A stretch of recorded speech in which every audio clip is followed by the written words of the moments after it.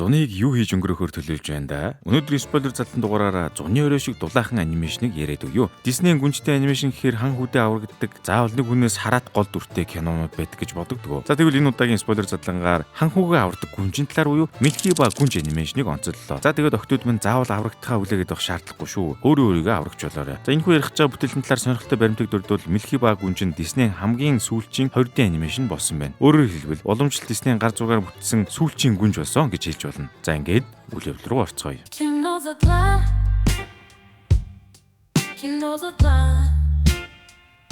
Царемуутай Милки гүнж рүү харан хэлж байгаамаа. Гүнжтэй танаас гуйж байна. Таны үнсэлтэл миний хараалыг хариулж чадна. Гэхдээ үзэсгэлэнтэй гүнж түүний үгэнд уяран Милкийг барьж аван үнсжээ. Үнсэлтийн дараа Милки үзэсгэлэнтэй ханхүү болон хуурин тэд амар сайхандаа жаргажээ. Хэмээн Милки ба гүнж үйлдвэрийг хоёр жаахан охтод ярьж өгч буй дүр зургаар түүхмэн эхэлнэ. Манай анимашны гол дүрийг Тиана гэх бөгөөд ногоон хувцастай охин юм аа. Харин түүний хажууд сууж буй охиныг Шарлот гэх бөгөөд баян айлын эрэгтэй охин. Тианагийн ээж нь хоёр охинд үлгэр өмшингаа Шарлотод даашин Тиана маань үлгэрийг сонсоод хэлж байгаа юм. Би хизээж амьдралдаа Милхийн үнсэхгүй гэж байна. Гэсэн чинь шар үстэй Шарлот маань хэлж байгаа. Би лав үнснэ ханхүүтэй гэрлэн гэвэл 100 Милхийг үнсгэж бэлэн байна. Гэж хэлж явах үеэр Шарлотын аав нь өрөөнд орж ирлээ. Шарлот аавыгаа хараад л шин даашин за гайхууллаа. Тэгснэ би дахиад шин даашин заван шүү гэж авсан. Ер нь бол их ирэх хүүхэд байгаа юм байна л да. Харин аав нь шууд дахиад шин даашин зовж өгөхөр болно. Охиндоо үгүй гэж хэлж чаддгүй аав юм байна л да. Тиана маань харин ээжийн хамт таранвэд суун гэрийн зүг мордлоо. Тэгээд шинэ өрлөөний хамгийн том хаусуудыг өнгөрөөж жижигхэн байшингуудын зураг үзэгдэнэ. Энэ хэсэгт хоёр охины амьдралын гарал үүсэл ямар их ялгаатай харуулж байгаа мó гэмээр харагдана. За тэгээд тэр өрөөнөө аав ээж охин гурав хоолоо хийж байгаа атаархмаар сайхан гуур амьсгал бидний өгтөн авлаа. Аав нь охиноо эрхлүүлээд Тиана маань хоол амталчихсан зогсчихв.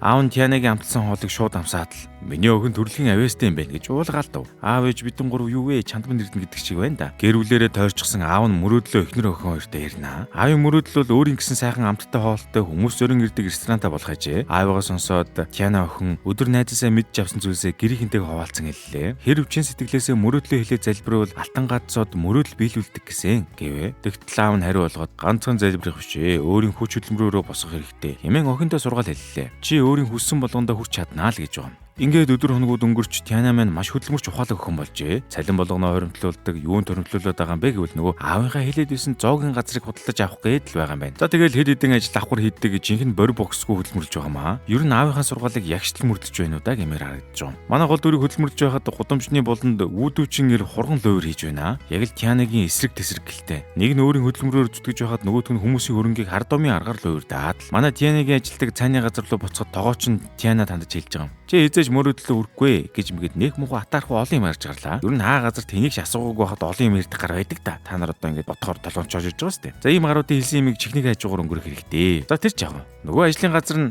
багын найз Шарлот наавынхаа хамт орж ирлээ. Шарлот багада ирэх байсан шиг одоо хүртэл ирэх хэвээрээ. Шарлотын бүр хөлн газар үргээгүй баярлчиж явнаа. Яг үтэ Шарлот маань багийнх нь мөрөөдөл ханхүүтэй гэрлэх шүү дээ. Гэтэл Молдов улсын ханхүү Нью-Орлеанд ирэхээр болж бүр Шарлотын зохион байгуулж үжлэг дээр ирнэ гэсэн юм байх уу. Шарлот ч одоо бүр уулзаачгүй хан үтгээ гэрлэн идэр болчихсон явж байна. Нөгөө үжлэгтэй зориулаад Тианагийн гараа гарган хийдэг боомноос 500 ширхгийг захиалаад авчлаа. Гэхдээ тэгээд авч явж байгаа шалтгаан гэсэн чинь эр хүний сэтгэл рүү хотоодоор нь дамжин ордог. Амттай болоор ханхүүгийн зүр сэтгэл рүү орно ч гинөө мэдгүй нэг юм яриад байгаа. Багийнхаа найзаас захиалга авснаар манай Тианагийн хоримтлал зорьсон дүндээ хурж олон юм яриадсэн тоогооч ахын амыг ар дээр нь гаргаваа. Урам зоригоор дүүрэн Тиана маань өөрийн рестораныг сүндрүүлэхийг хүсэж буй газартаа ээжийн хамт ирнэ. Энэ болохоор ашиглалтаас гараад нэлээд уутсан тоостой хоёр давхар барил байгаа юм л да. Гэхдээ Тианагийн нүдэнд бол ор таршиг л харагдах аж. Тиана маань удахгүй мөрөөдөлтөй хүрлээгээд л энэ мөч Тианагаас илүү ажиглалтай хүн дэлхий дээр байхгүйсэн баг уу. Харин Тианагийн ээж минь Тианад хандж хэлнэ. Хичнээн аав чинь мөрөөдөл жохолч гэсэн чи өөрийн гэсэн амьдралтай байх хэрэгтэй.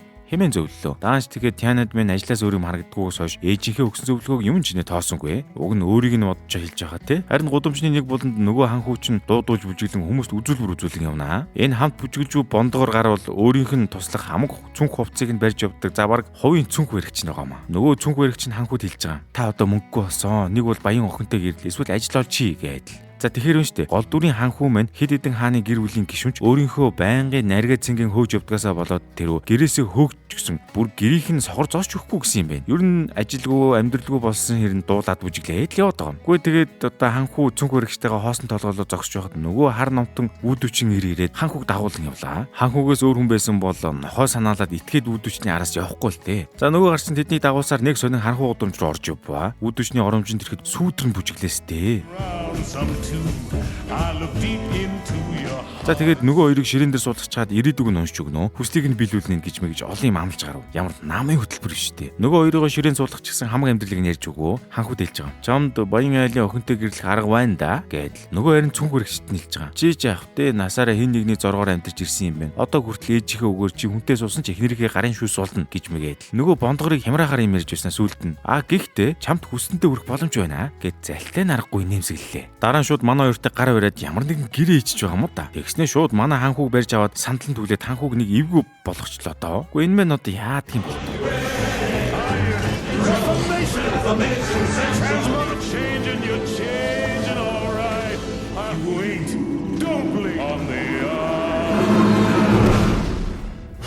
За үзэгдэл маань солигдож Шарлоттын зохион байгуулсан үйлчлэгтэр Тиана өөрийн нарийн бовоо заран зогсож байлаа.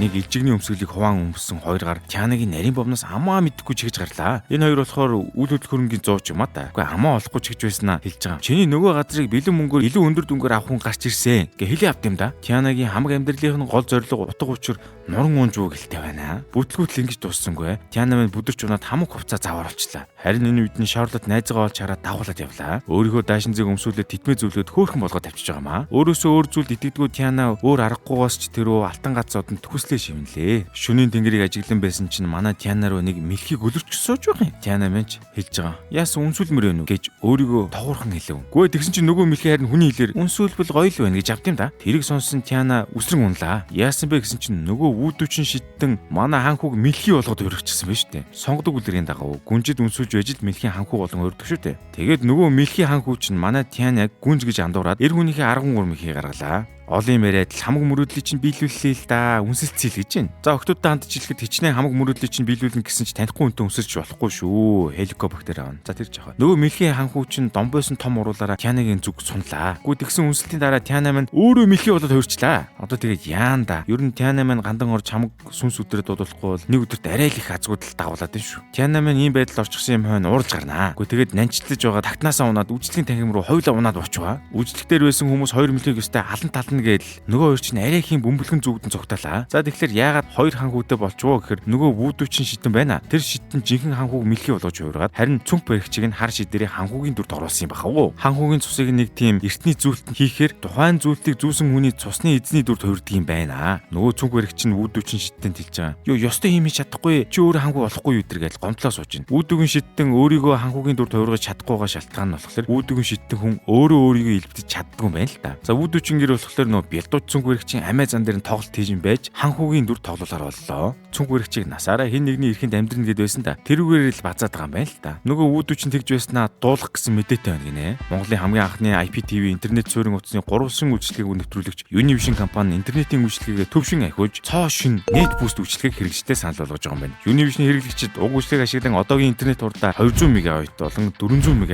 болгоод дээрээс нь бүр 1 ГБ хүртэл хурдаар ахиулах боломжтой ба та өндөр хурдаар хүссэн тоглоомоо тоглож интернет ертөнцөөр чөлөөтэй аялах боломжтой гэсэн үг юм. Энэ үйлчлэгийг авахын тулд таны амьдарч буй байранд өндөр хурдны интернет сүлжээ нэвтэрсэн байх шаардлагатай бөгөөд уг үйлчлэгийг зөвхөн Unitel аппликейшны чатбот руу хандан аваарай. Мөн NetBoost үйлчлэг нь тоглоом сонирхогчдод болон олоол амьдардаг гэр бүлүүд гэрээсээ ажилладаг хэрэглэгчдэд илүү тохирох юм. NetBoost 10 дахин хурдан.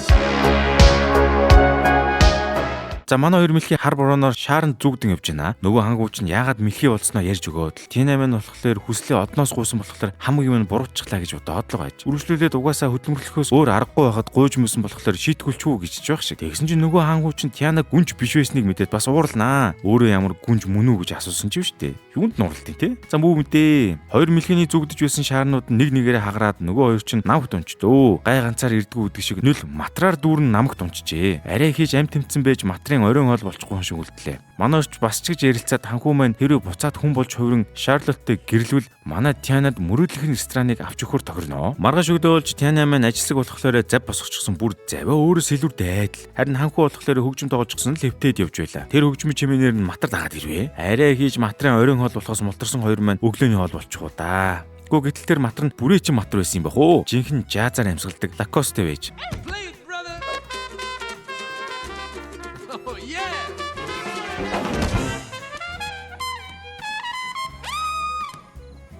Хоромхон зурал Мэлхий ханхуу Матар хоёр чинь амт нүхтийн барилгатай болох шахтлаа. Хоёр Мэлхий маань хэрэг явдлаа ярьж тайлбарлалтал Матар маань ойнгүнд амьдардаг үүдвчин эмээ дээр очихыг санал болгоно. Ингээд Матартай нийлээд гуруулаа болж аваад аялалтаа гарлаа хөргий. За энэ үеэр нөгөө цүнх баригч чинь ханхуугийн дүр төвөрчихсөн Шарлоттой болцоод явж байна. Яг ид болзоон дунд нь нөгөө зүйлтнийх нь цусан дуусаад багуугаар өөрийнхөө жинхэнэ дүр төврөнгө алдлаа. Арай хийм барин байж Шарлоттод гэрлэх санал тавьж амживаа. Үүдвчин харин цус дуусжуугыг мэдээд харанхуудлын найзуудаасаа тусамж үсгэр болно. Ер нь харанхуу талд Нью Орлеаныг бүхлээр нь тэдэнд өгнө гэдэрсэн амлалт өгөн байж ханхуугийн араас явууллаа. Энэ үеэр хоёр Мэлхий маань оройн хоолндоо ялаа хилээрээ татаж идж байгаа чихвчний утас шиг хоорондоо орооцолтноо. Тэр зангилааг нь Лакостыг гаргах гэж байгаа бүр амар зангидаа хийчлаа. Аз олж тэр хаваар нь явж өнгөрч байсан гэрэл цонх зангилааг нь тайлж өг. Тэр гэрэл цонхтой танилцахад түүнийг Рэй гэдэг юм байна. Ягав Рэй мэдээ шиг Рэй. Хамаг юма яртал үүдвчин эмээ тэдний явж байгаа зүгт нь амьдэрдэг юм байна л да. Лакост эмээ хэсэг зурч хамаагүй хамт хөгжим тоглохгоо тудлаа яриад хамт яваад байсан байж шүү дээ. Ингээд зүг зүг рүү чиглэн явхаар боллоо. Хоёр Мэлхийг маань мөрөөрөө явж байтал Мэлхий агнуурчд манай хоёрыг онлчихсан байж байна. Гай таарж Тина маань баригчлаа. Бивийнхээ араас нэлээд хөөцтний эцэст Тянагаа гаргаж авч манай хоёр бүр дотносоод авдаа шүү. Оройч болж Тяна маань оройн хоол хийх гэж бүр үзүүж өгдөг юм чинь ханхууд яаж мөө гэрчгийг зааж өглөө. Ханхуугийн хувьд бол одоо хүнд амьдрал үзээгүй ч гэсэн хэн өөрт нь юу яаж хийдгийг зааж өгч байгаагүй юм байна шүү дээ. Ханхууг эрхлүүлж байгаад нэг өдөр л хамаг дансыг нь хагаа ичиж. Цонх Рэмэн одон дурлчихсан юм байна. Тэгээд нөгөө бүгдээрээ хүслээ шивнэд байдаг алтан гацсууд нь Рэгийн зүрхийг аваа явчихж л дээ. Ингээд оройг хоорондоо ярин өнгөрөөж итэл үүдвчний хар шидийн сүдрүүд гэвгэнд гарч ирээд л ханхууг маань аваа явах шахлаа. Азар шидтэн эмээ гарч ирж аврагдлаа шүү. Эмээ тэгсэн өөрийгөө 200 настай гэж авч байна. Бас могоотойгоо үнсэлтэж итэр. Йоо ямар ихтер. Ер нь их чийл эмээ байгаа юм байна. Мэнчэн хаяа машин дурсан бодогдоод миний хамуудыг ямар ч хүмүүс хийж орлохгүй 3030 он хүртэл хийж ойлгохгүй. Манай хоёр одоо эмээд хүн болохыг хүсэж байгаагаа хэлээд хамаг зүйлээ ярьж гарлаа. Шиддэн эмээ шүлөөрөө мэргэлэхэд Шарлотын хүсэлд манай хоёрыг эргүүлэн хүн болгож чадахыг харуулв. За тэгэд буцаад аялалтаа орж байгаамаа. Энэ үеэр манай хоёр хоорондоо нилээд л дотносоод л байдаг шүү. Ханхуу маань бүр Тяна сэтгэл алдарчжээ зайлвал. Тэгээд тэрийгээ бүр өөрөө хүлээн зөвшөөрчихсэн байх. Ханхуу маань яг л сэтгэлээ ишлэх гээл таатай мөчийг хүлээж байтал Тяна өөрийнхөө мөрөөдлийг хуваалцлаа. Энэ үед л ханхуу маань хэрвээ Шарлоттыг гэрлэхгүй бол Тянагийн мөрөөдлийг биелүүлж чадахгүй гэдгийг л ойлгоно. Тэгээд хайртай хүнийхээ мөрөөдлийг биелүүлэхийн тулд өөрийгөө золионд гаргахаар болчихоо да яа. Энэ үеэр цүнх өргөчүүн бүр хайгаад бүр чичрээд байж байна. Яасан гэсэн чинь Шарлоттой уулзах цаг болоход нь гэтэл нөгөө бондойсон гизтэйгээ сууж байдаг. Ханхуугийн цус нь бүр мөсөн дуусчихсан. Баригдвал Шарлоттыг авд алуулна гэж бодоод л байгаа юм уу да. Гэвгэнт манай ханхууг нөгөө сүүд рүү чинь хүчээр жирээд явчихлаа. Ханхууг барьж авсан юм хойно нөгөө цүнх өргөч нь цусаар нь зүвтээ дөрвөж аваад л Шарлоттоор очлоо. Тэрийг нь Тяна маань хараад ханхууг өөрийг нь орхио явсан гэдээ ойлгочноо. Шаргалсан зүрхтэй Тяна маань бүр драматад Рэг гомдогоо явуулчлаа. Яасан гэхээр нөгөө Рэг чинь алтан гац цодон дурлцсан шүү дээ. Тэгсэн чинь чи ингээд бод байдгүй хийм дурлаа антер гээл хачи юм тайртай боллоо ийм гэж байдгүй гэж хэлсэн юм баг уу. Уурлах мөрөөрөө уурлын үсттэй өөр хүний зүрх сэтгэл рүү хотго зохор үгэлээд арай. Рэмэн харин ханхуугийн дүр төвөрсөн цүнх өргөчтөр очиод яагаад байгаа юм бэ бороо гэд тудгаар байгааг нь ойлгож байна. Жинхэнэ ханхууг хорьсон авдраас нь сууллаад бас жижигхэн нанчилдаан болоод амжлаа. За тэгээд Рэмэн нөгөө зүйлтийг олж аваад хамаг хурдаараа сүүдрээс цугтаасаар Тянад авчиж өгнө. Цонх маань биенээсээ том зоригтой хойно Тянаг цугтаалгаад өөрөө сүүдрнүүд дээр очлоо. Рэмэн нөгөө сүүдрүүдийг чинь нэг нэгээр нүггүй хийж угаад үүдвчэнд гიშгүүлэн хөөх юм нь мөнх усыг үзүүллээ. За тэр нөгөө үүдвчин чинь Тяна дээр очихсан чихэн дээр нь цэцэг ургуулад байж байна. Хэрвээ ханхуугийн цүнх баригчиг хүн байсан бол шууд л үүдвчинд итгээд зүйлтээ өгөх байсан. Гэхдээ Тяна бол гэвгэнт бүх юм ичи дээр бүтэн идэргсэн юмд юу гээл итгээд байх вдэ. Боломж олцсон дээр нь шууд зүйлтийг нь саваад ажиллаа. Тэгсэн нөгөө сүүдрүү чинь үүдвчнийг өөрийг нь харанхуур чирээд явцөө.